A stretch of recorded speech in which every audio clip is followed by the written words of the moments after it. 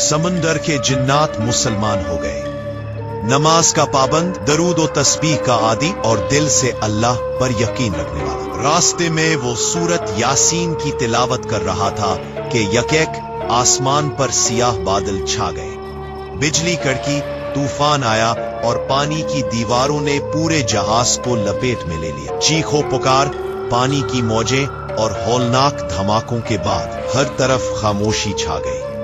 शहजाद को होश आया तो वो एक छोटी सी लाइफ बोट पर तन्हा था। ना खाने को कुछ, ना पीने का पानी, ना कोई इंसान, सिर्फ आसमान, पानी और इसकी जबान पर एक जिक्र, ऐ मेरे रब, अगर तू साथ है तो सब कुछ है।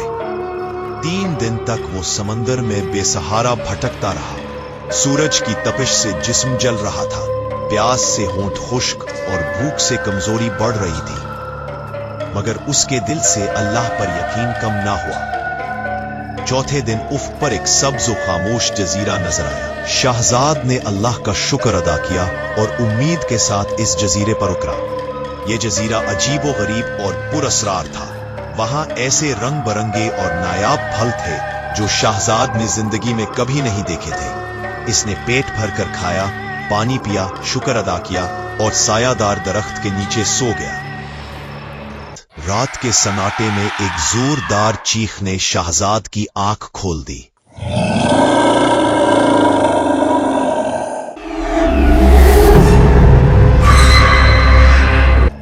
हवा में एक अजीब बदबू थी, दरख्त कांप रहे थे और फजा में खौफ तैर रहा था।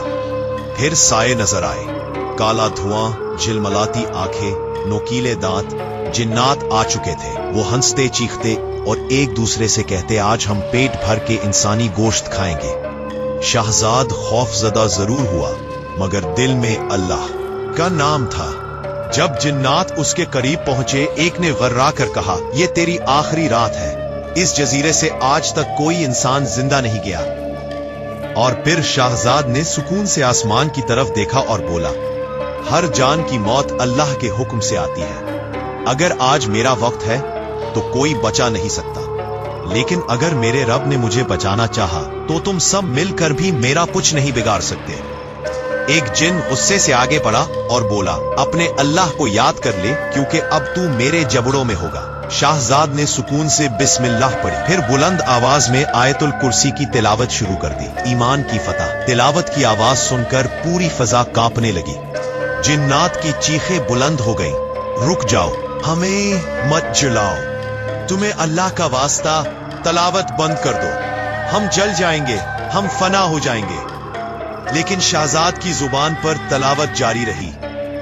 एक एक करके सारे जिन्नात उसके कदमों में गिरने लगे। उनके सरदार ने कांपती आवाज में कहा, हम वादा करते हैं हम कभी किसी इंसान को नुकसान नहीं पहुंचाएंगे। हम सब अल्लाह पर ईमान लाते हैं, हमें इस्लाम कबूल है।